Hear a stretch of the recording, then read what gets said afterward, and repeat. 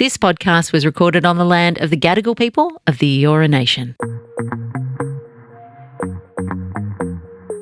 Hello and welcome to The Real Story with Joe Hildebrand. And I've got to stop there because my best mate in Melbourne says every time I introduce the show, it sounds like I'm introducing Play School. There's a bear in there. So, what do you want me to say? What up, dog? Here's the down low, the DL on the RS with JH. Anyway, great to have your company. Absolutely huge week. I've got the election date for you, I think. Definitely, maybe this time. Plus, what is going on with these artists who are doing kind of pro-terrorist artwork or sympathetic terrorist artwork? Or maybe it's just art. Maybe it's just controversial and edgy, political. And we've also got a bit of a breakdown of how the election's going to play out. What does the interest rate cut this week mean? And what is going on in the Ukraine? Is it World War III again? Donald Trump has just weighed in. He's having meetings with Vladimir Putin about Ukraine. And the only thing missing in these meetings is Ukraine, because they weren't invited. I mean, it's only their country, whatever. All that and much, much more coming up.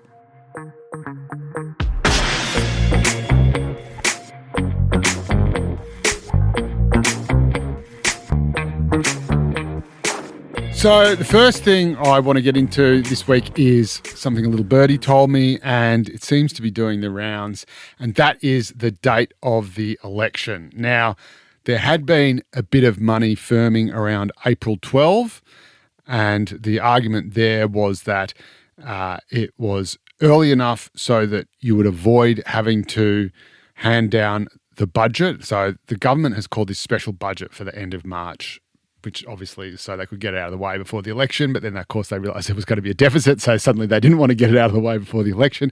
And they realised they could call an election and therefore not have to hand down a budget because the government would be in caretaker mode. And so instead of actually handing down a deficit, they can just announce shite loads of money to spend in every marginal electorate they feel like, with basically no scrutiny whatsoever, although they'll release the costings usually at about midnight on the Friday night before election day, so that'll be nice too. So well played, that's great. That made it April 12 and no later, the very firm favourite. But there is a catch. Somebody went, hang on a minute, that's the first day of Passover. And I don't know if you've been watching the news much recently. The Jewish community is a bit upset about a few things at the moment, and they're not too happy with the Albanese Labor government. They reckon maybe could be doing a little bit more on the old anti-Semitism, stop the firebombing kind of front.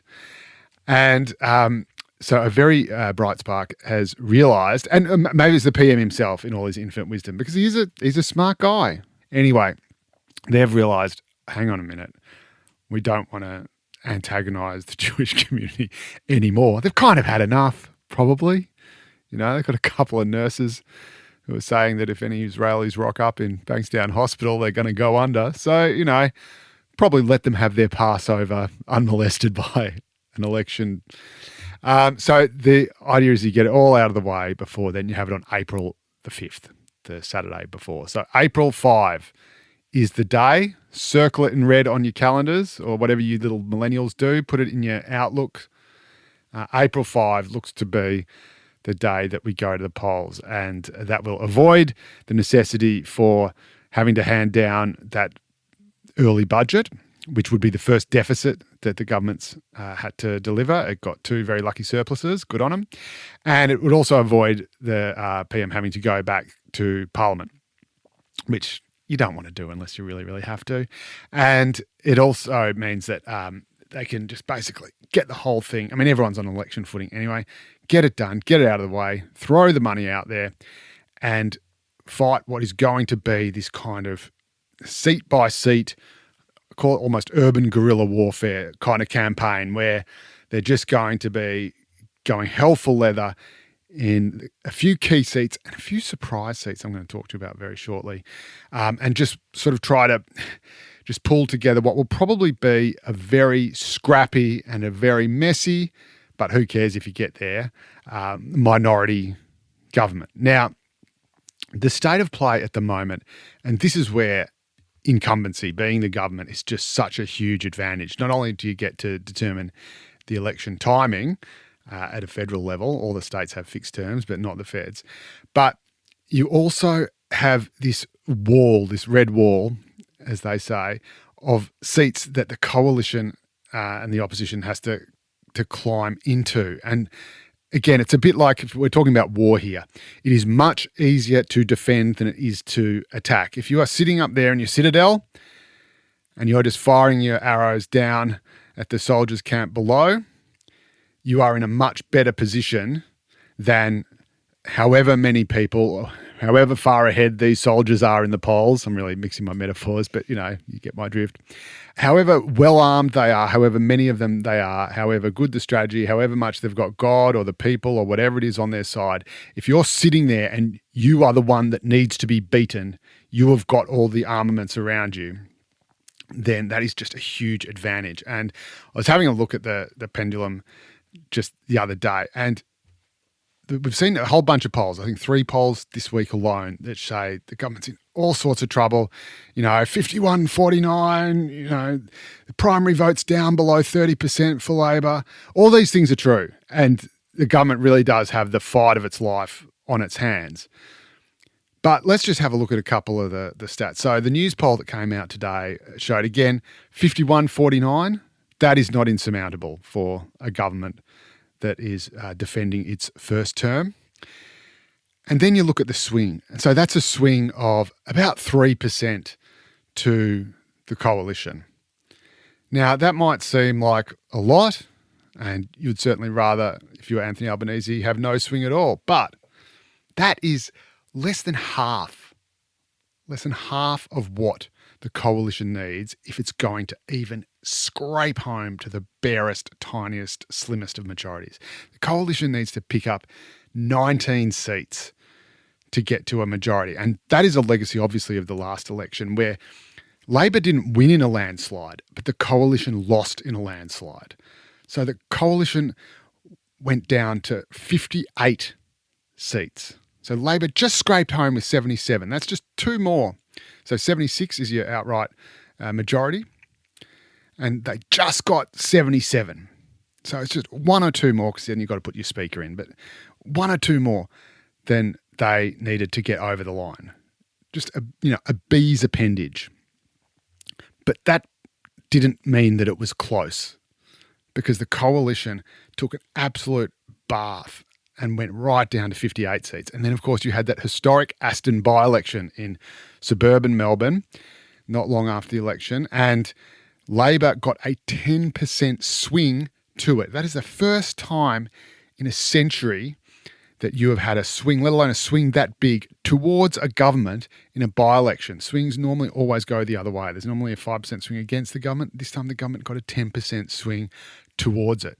So suddenly it's got 78 seats, and the coalition's got just 57. So again, the government has a tiny majority, but the coalition is so far back, it has got so far to go to get within striking distance of even its own workable minority. So in other words, winning more seats than Labor, so it gets asked to form government before Labor Party does.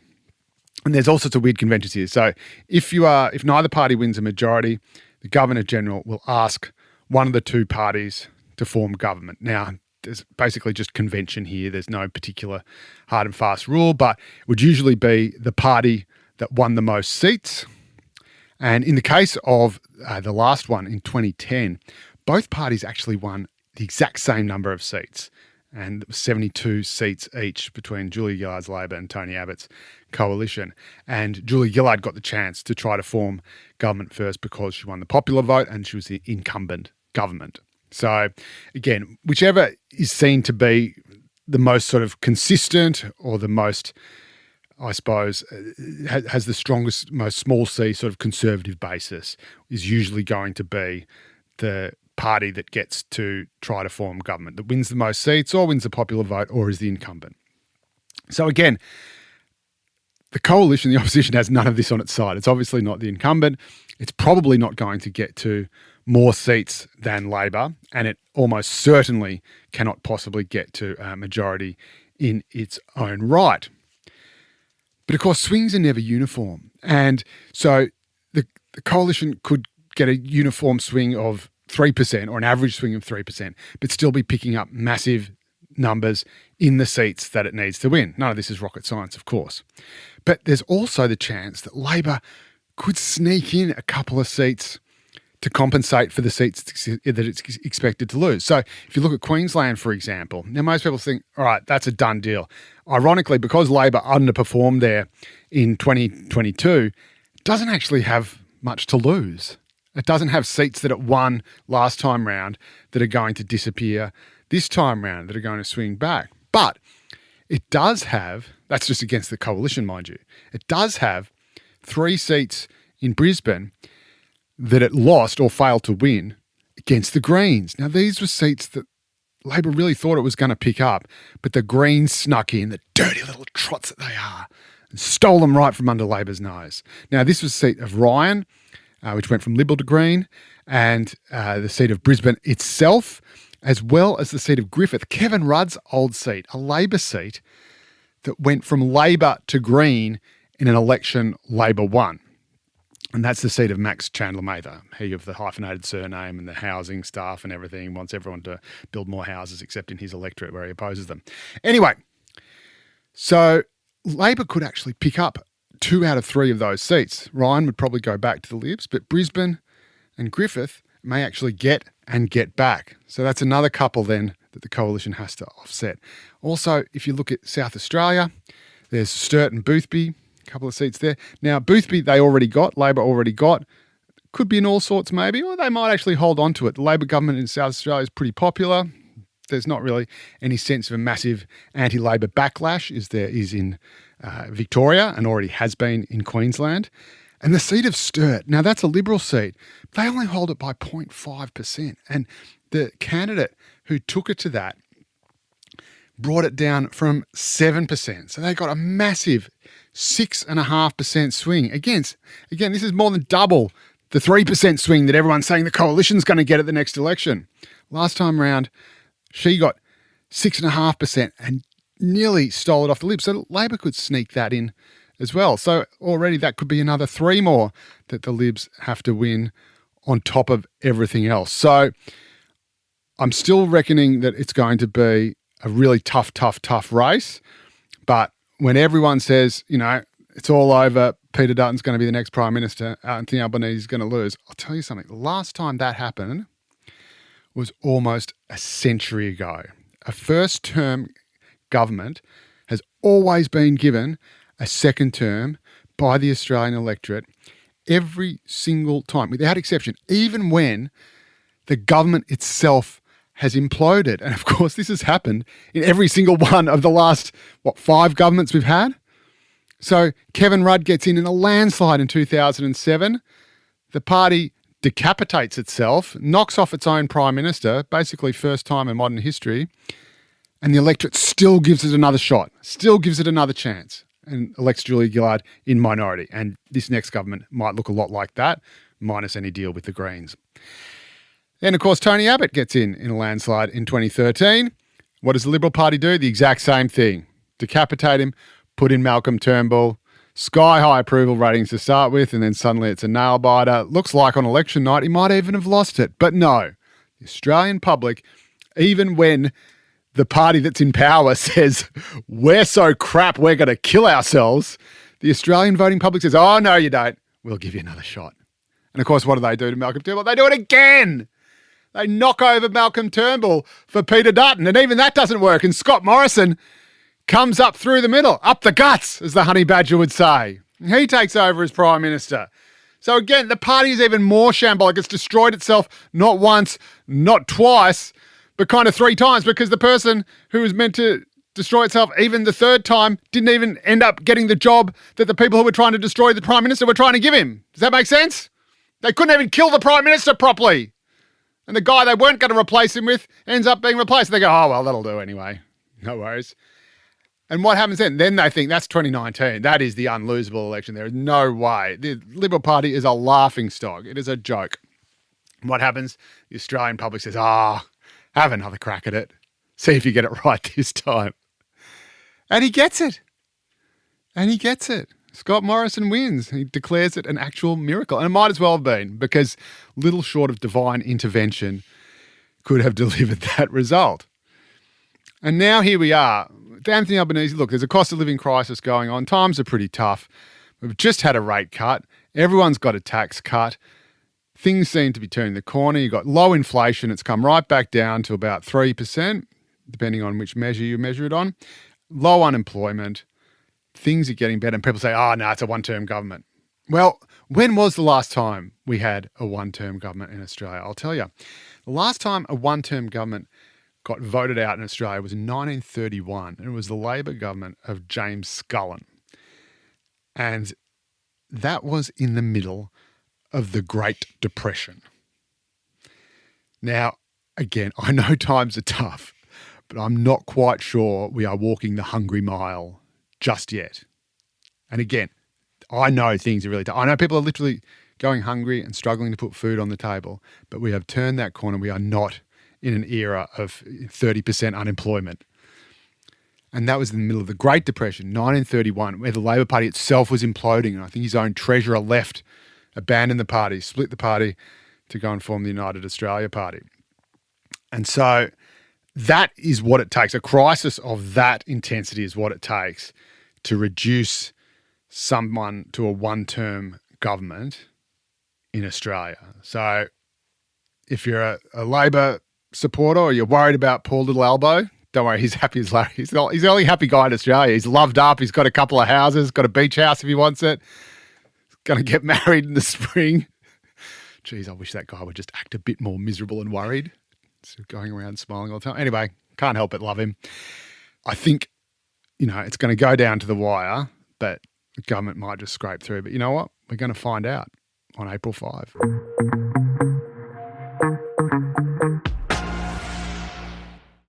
Now, look, as I'm sure you all know, and certainly anyone who knows me will know, I'm a very refined gentleman. I'm a Renaissance man. I'm a patron of the arts. I'm someone who both knows a lot about art and knows what he likes. And so I took a particular interest in the recent selection to the Venice Biennale, which is the most prestigious arts festival on the globe. And we selected an artist called Khaled Sabsabi. I was surprised I hadn't heard of him, because usually I'm all across this stuff. Your Michelangelos, your Donatellos, your Leonardos, your Raphaels. I know at least those four. And so I had a bit of a look into Sabsabi's work. Well, I didn't, but, some journos did. And they found some very strange artworks. One was the leader of Hezbollah, which is a terrorist organisation. Not sure if it was when he painted it. Maybe back then it was just a freedom-fighting organisation. Anyway, this sort of installation, not painting, no one paints anymore. It had him with beams of light sort of emanating down on his face, his now ex-face, because he's dead. He's an ex-parrot. And people are saying, well, hang on, this is lionising him. This is treating this guy as kind of divine or divinely inspired, and he's a terrorist. So that caused a little bit of controversy. And then it emerged that he'd done another bit of art, a video artwork of the World Trade Center attacks of 9/11, so the September 11 terrorist attacks. You might remember them. Started the war on terror, 3,000 people dead, Not many people liked that. Not many people thought 9/11 was a good idea. However, this video artwork had the planes flying into the World Trade Center towers on September 11, 2001, and then cut it up with George W. Bush saying, "Thank you very much. Thank you." So saying, and I think it was even called "Thank you very much." So weird that you would have someone thanking someone for a terrorist attack, particularly the leader of the country that had just been attacked. And this artwork, believe it or not, was not even exhibited anywhere. It wasn't even put on display. Sabsabi had merely put it on his own website. So he was so proud of it. No one else seemed to pick it up. But he thought, no, this has got to get out there. The world has got to see this. And so he's put it on his own website. And of course, the world did see it belatedly. This was from 2007. And that was it. Suddenly, this guy is no longer Australia's representative to the Venice Biennale. And the arts community is up in arms about this. How dare you stop this brave, pioneering, terrorist adjacent. Maybe he's just interested in them. Maybe it's a great study. Maybe he just wants to know more about them. How dare you deny this freedom-loving artist his rightful due as Australia's representative at the Venice Biennale? This is censorship. And in fact, Subsabi himself declared art should not be censored. You know what? I am 100% Team Subsabi. Art shouldn't be censored. I believe in freedom of speech. I believe in freedom of expression. It is the most fundamental thing about any liberal democracy. It is the only way for democracy to flourish, let alone for creativity and the arts to flourish. There is, however, just one catch. Just one teeny little catch. Because Subsabi, it turns out, isn't all about freedom of expression himself. Because I remember thinking, there was some other kind of little brouhaha over this whole issue in the arts community. And that was when the Sydney Festival was hosting a piece by an Israeli choreographer. And that performance had been sponsored in part by the Israeli embassy. They'd kicked in $20,000 to help put on the show at the Sydney Festival. Now, there's nothing particularly controversial about the show. As far as I'm aware, I would not watch a piece of contemporary dance if you put a gun to my head.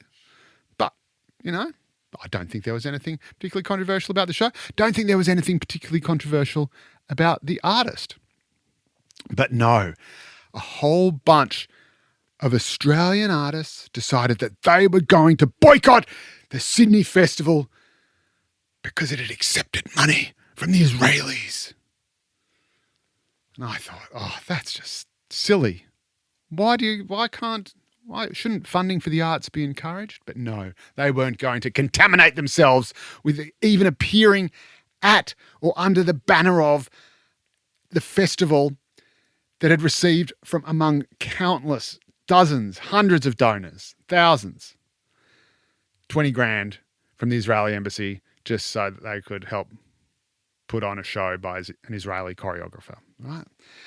I thought to myself, surely Khaled Subsabi wouldn't be one of those people who boycotts the Sydney Festival just because they put on some other artist that has nothing to do with him.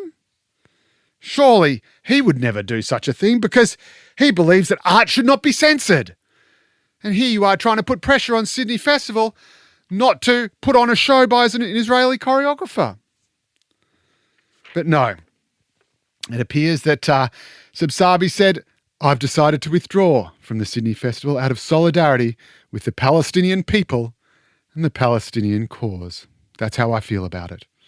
But I thought he felt art should not be censored about it. I thought that was how he felt about it. It's funny how people's morals and principles change, don't they? But of course, the artist would say, hey, we're not worried about the actual performance. We're not trying to shut down. We're not trying to censor this Israeli choreographer or the show being put on. This is just an argument about money, where the money comes from, about which government puts its money towards these artistic endeavours. It's a bit like the Australian government putting its money towards Subsabi going to Venice for the Biennale.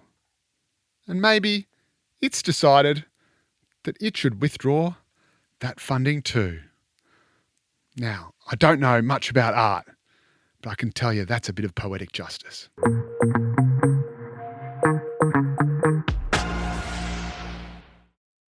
Well, it's either peace in our time or World War III, but Donald Trump has come to power again and is solving all the world's problems again, and he has now had his people talk to Vladimir Putin's people about a little war you might have heard of in Ukraine. And they've sat down at the table, the Russian officials, the US officials. The only people who seem to be missing from said table are the Ukrainian officials. And I thought we'd get someone who knows a little bit about this to tell us what exactly is going on. His name is Misha Zelinsky. He was a correspondent in Ukraine during the Russian invasion. He is the author of the magnificent book, The Sun Will Rise, about his time in Ukraine. He's also a Fulbright scholar who is right up the wazoo with all sorts of qualifications and expertise in international relations. And he joins me now. G'day, mate. How are you? Good to be with you, Joe. Appreciate that very generous read, mate. You're Vaguely credible. It's exactly as you put it in the email. So I've got it word for word. You do follow instructions. I do follow instructions very well. So talk us through, you obviously have been completely buried in this stuff. Where do you see, is Trump actually acting, I think, first of all, is he acting in good faith? Does he actually want peace in the Ukraine, or is he just doing a deal with his old mate Vlad to carve out a whole bunch of stuff in the East and hand it to him on a platter? Well, it's hard to know, right? I mean, I think he genuinely wants peace, but everyone wants peace. Yes, that's right. It's peace at what cost? Like. Yeah, at what cost, Joe? So we don't know. The truth is we don't know. The only people that really know the scope of what's been said are those who are in the room between, as you mentioned, the United States officials and the Russian officials. But what's worrying is that you're talking about a deal without Ukraine. Now, the previous administration under Joe Biden, I had critiques of how they handled the conflict in terms of the amount of support they gave. It was a little bit too little, too late most of the time. But their position was always no peace in Ukraine without Ukraine. Yes, that's right. It's like someone talking about your job and you're not in the room. That's right. And so it's really quite troubling about what peace might look like, because peace at all costs ends up being far worse. And the problem we have here is that Vladimir Putin 3 years ago, and it's 3 years ago, which is quite extraordinary when you think about it, he invaded Ukraine. That's right. I mean, there's no question who is the bad guy. Right. Here. So the fastest way to end this war is for Russia and Vladimir Putin to uninvade Ukraine. And so to reward Putin for this act of complete bastardry, butchery, and frankly, a type of war we haven't seen since World War II, a land war in Europe, a war of conquest, a war where he's trying to essentially destroy a country next door, to reward him with land, with a seat at the table, with exactly what he wants, which is Russia to be treated like a great power, one-on-one conversations with the United States, everyone else doesn't matter. That would be rewarding the worst kind of behavior.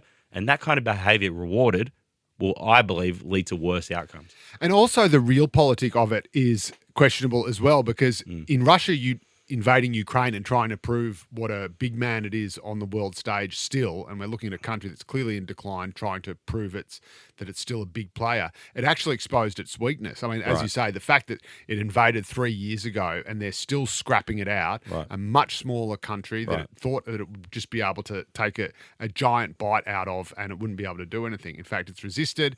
Russia's sort of bogged down in this quagmire of a war. Ukraine, in parts, has actually invaded Russia just to be cheeky, basically, to show that it can.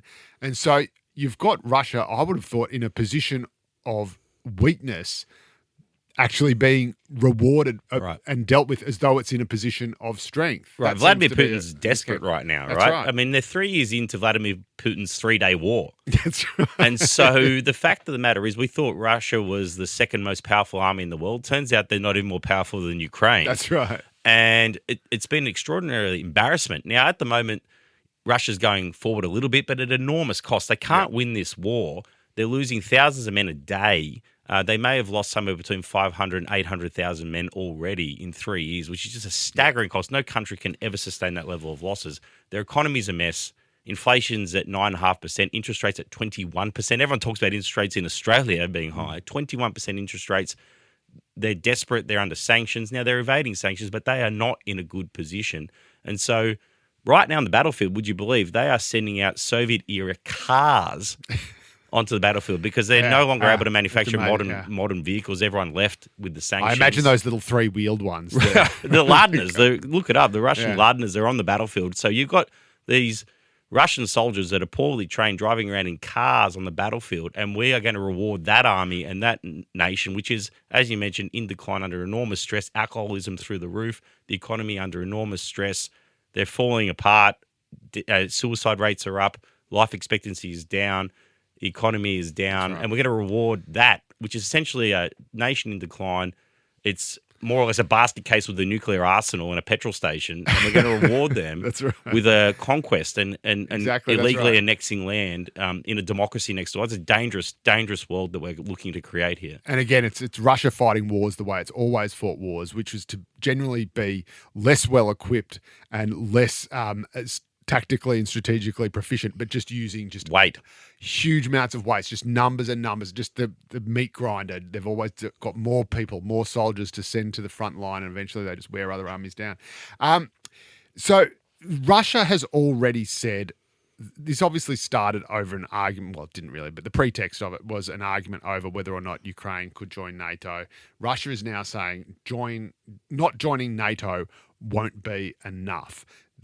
And this seems to be extracting at least some land. We know there's contested regions in the east of Ukraine where there is a high Russian-speaking or ethnically Russian, whatever that means, proportion of the population. It looks like they're going to want some of that land, some of that territory carved out, and that is going to be the cost of peace if it ends up being agreed to.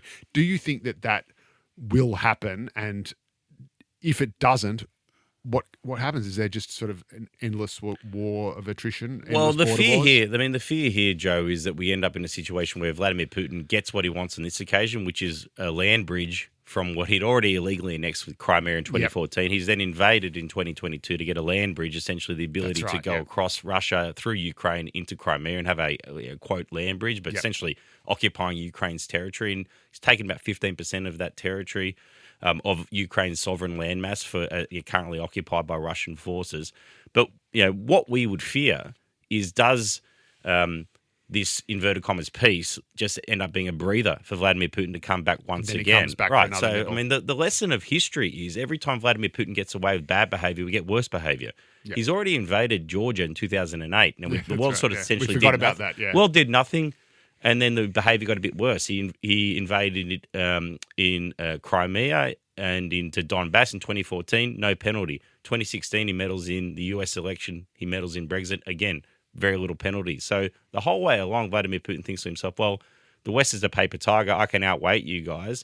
And it would appear that might be right, which is really troubling because a year and a half ago, Vladimir Putin nearly had a coup against him. That's right. We need another one. This is how badly the war was going. This is the sort of pressure that Russia is under domestically. Yeah. The war is not going well, and Russians know that. And so the idea that we are going to now allow Putin to extract a victory from what is a tremendous strategic defeat is just staggering to me. I can't understand it. And it's a world that Australia should be very worried about. A world where big countries destroy small countries because they don't like them is a world where Australia cannot survive. Cannot. And just to completely flip the argument, just overnight, a war of words has erupted between Donald Trump and Zelensky, the president, not Zelinsky, but Zelensky, the president no relation, the president of Ukraine. Donald Trump has accused him of being a dictator, of refusing to hold elections. And there is, I think most people would agree, there is actually an historic argument where, in 1989, when the Berlin Wall came down and it was the end of the Cold War and the end of history, according to Francis Fukuyama, and the West had won, there was a commitment by the then US Secretary of State, NATO will not take one step further. We will bring in Germany to NATO, but we're not going to go any further. That was backtracked on a decade later. Poland comes into NATO. And there are some people who say, well, Russia is actually right to see this as a backflip on an agreed kind of detente or an agreed sort of border, and that the West is encroaching on Russia. It's getting right in its grill, right in its face.